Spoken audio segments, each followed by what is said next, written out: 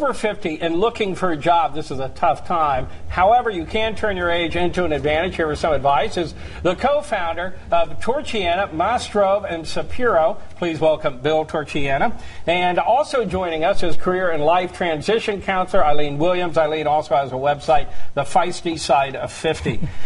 This is very funny. Thank you. This is a tough time to be looking for a job, no matter who you are, no matter what your skill sets, correct? Absolutely, yes. But there are real advantages to being people of a certain age, I will say. Okay, so what holds those who are 50 and older back? One of the things I think is the perception that we're no longer needed out there, that we may not be able to compete with younger workers, that we may not, feel like we're technically adept enough or whatever. But we do it to ourselves. And I think if we change our attitude and if we change our focus and think of the strengths that age brings, it will make a huge difference in our job search. I know my entire career, when I go to the assignment desk in the morning to find out who my photographer is going to be, if it's someone older than 50, they're going to be there and ready to go. Always, my entire career. It didn't matter if I was 25 or my age now. Is that true, kind of across the board? Is that what it is you push? I'm here, I know what I'm doing? Absolutely. Well, there is, certainly in the work world, you've got a lot of experience by the time you've made it to 50. You've got, a career, a long-standing career, but also you have a lot of additional life experience. So you have those life skills, like you understand about being someplace on time, being responsible, and all of that. So age really does have a lot of benefits, despite the fact that when we were younger, we used to say, I can't trust anyone over 30. Those days are gone. Actually, we said over 30. You're even pushing now. So how do you overcome the ageism then? Well, I think, first of all, we have to determine that there is a market for people 50 and over. And I think 50 and over is about half of the workforce. So let's just prove that there are jobs out there. I recommend people look at a website called Simply Hired and input the information about their job title and the location that they want to work in. They will be pleasantly surprised by the large number of opportunities that exist. Is there that ageism? You're saying half the workers are 50 and older. So is there ageism out there? Are there people trying not to hire people that are older than 50? I rather think of it as they rather hire people who are less expensive.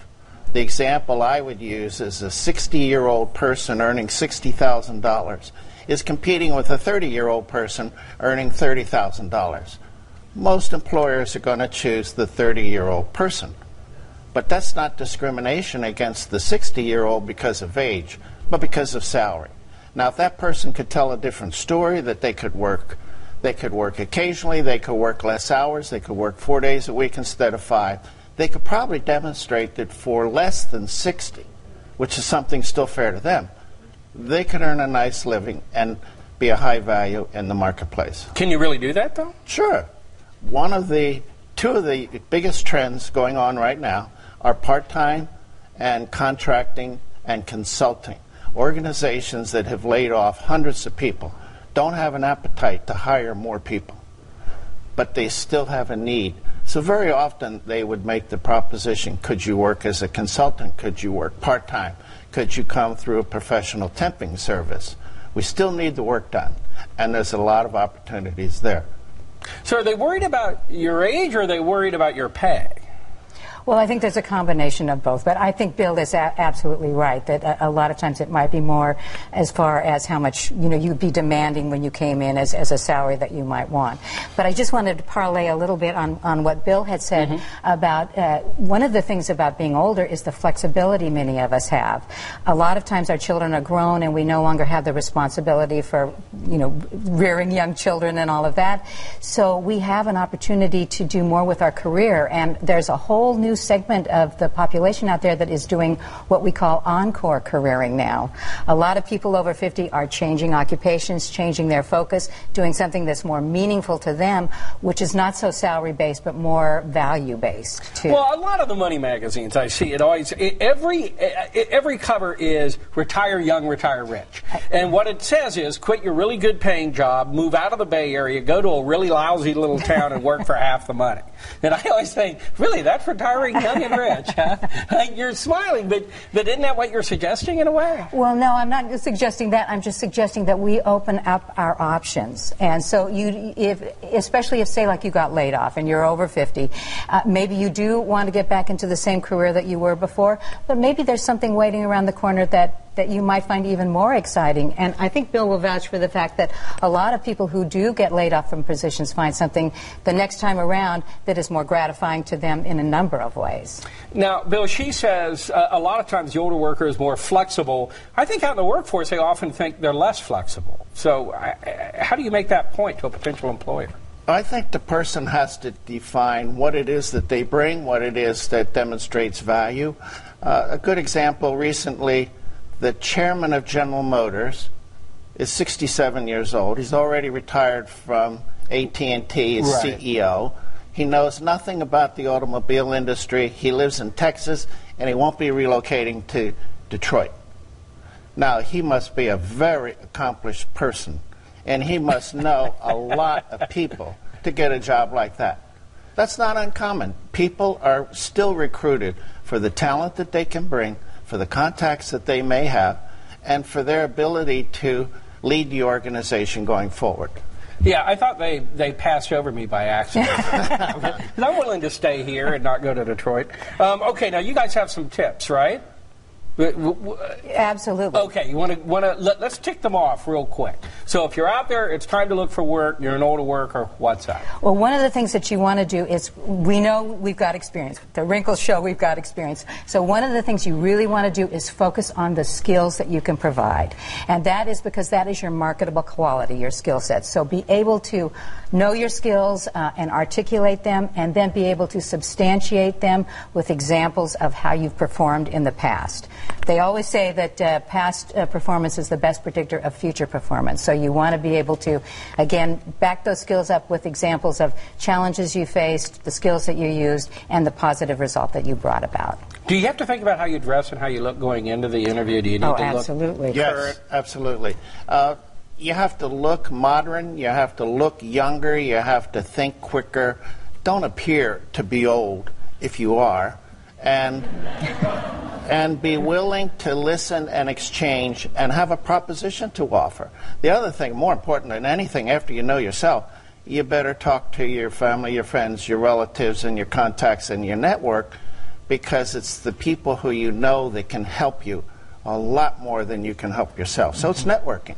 And it's your references. Okay, I'm going to keep you two here for a moment. We're going to come right back. We're going to take some questions from the audience just about this subject. So we are back with Bill Torchiana and Eileen Williams. We're talking about searching for a job. We're now going to take some questions from the audience, so let's check in with Janelle. So much, Michael. Our first question is from Leslie. She's right over here next to me. And you're from Walnut Creek. What is your question? My question is, I am looking for some advice for a full-time mom who will eventually be going back into the workforce. Good question. A lot of people are facing that same thing. Michael? Did you guys hear that? Were you able to make that out? I believe so. Something about a full-time mom wanting to go back into the workforce. There's a lot of moms going back to the workforce because they have to now. There's some that the kids are old enough, they're ready to go back. What's that? I would like to take that one, if I may, because that was my story. I was home for a number of years rearing children and decided to go back into the workforce, and I also counseled a number of women who did the same thing. And one of the things I think that is the biggest thing that they need to think of, any mom returning to the workforce needs to realize she has been working all the time, and that even though she wasn't paid, it really is employment. So when she creates a resume for herself, she wants to put down those skills that she used, things like coordinating, organizing, managing, coming up with creative, innovative ideas. All those things are valuable in the world of work, and she's already done them. So she does want to make sure that she acknowledges that fact and makes it very clear on a resume. The other thing that she might consider doing is going back and taking some classes first. And the reason I suggest that is not only will she get the training, but she will also get some of the networking opportunities that Bill was talking about with her fellow classmates and the instructor. And so that can be very valuable too. So it's kind of like wading back into it. Exactly, wading back into it, but wading back in from a position of strength. Right. Because, yeah, she really has been doing all these things all along. She just hasn't been paid for them. And with a really tough boss. And with a really tough 3-year-olds are tough, brother. Okay, exactly. Janelle? Thanks so much, Michael. I'm now here with Kayla. She's also from Walnut Creek. She's in high school right now, of course, thinking about her future. What's your question? I was wondering, what's a good career path for someone entering college soon? What's a good major to study? I know what I think about that, but Bill, you're the expert. What do you think? It's been a long time since I was thinking of going to college. But what I would recommend for everybody, it's the best subjects that you can accomplish. The interests that you have will always be the course of study going forward. And in my whole career, I haven't seen very many people whose career evolved much past what they studied in college. So it's a good background. Arts, music, interesting.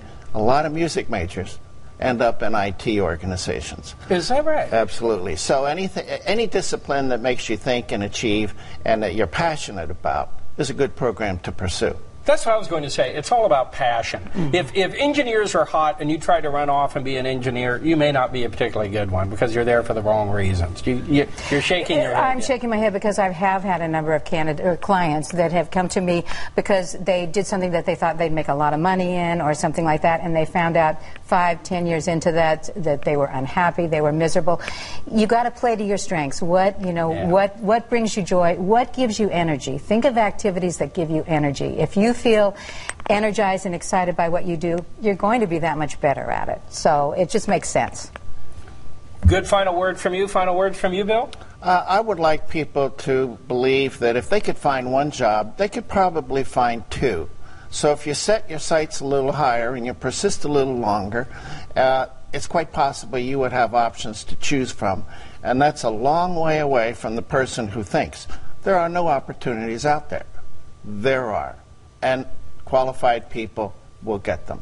I know when Daniel Webster graduated from college, this is my favorite quote, there were too many attorneys out there, and they said, what are you doing becoming an attorney? And he said, there's always room at the top. There you go. I like that. Let me talk about the top. Let's hand it on over to Janelle for an easy recipe coming up next. That's right, Michael. Thank you so much, and thanks, Bill, Eileen. Thank you.